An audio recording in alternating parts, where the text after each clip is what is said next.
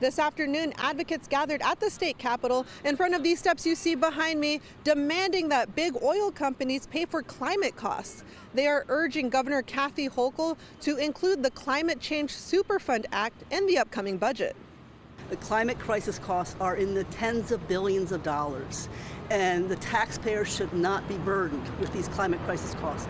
Big oil companies are making huge profits. They should pay their fair share. Ann Rabe is the environmental policy director for the New York Public Interest Research Group. The group looked at 13 months of press releases from the governor's office and calculated New York taxpayers have spent $2.7 billion on the impacts of climate change. That includes pledges and money spent on climate damage repair, climate resilience projects, and for community protection programs like cooling centers during extreme heat. The group estimates oil companies generated $750 billion in profits.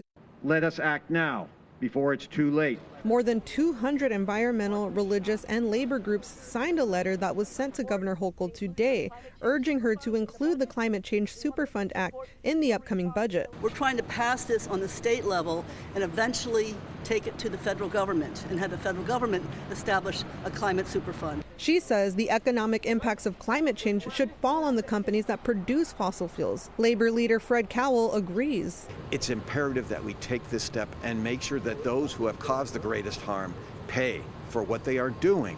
Cowell said it's important to adopt the principle of the Haudenosaunee, the indigenous people of New York State, who say today's decisions should result in a sustainable world for the future generations. This kind of legislation is about that principle.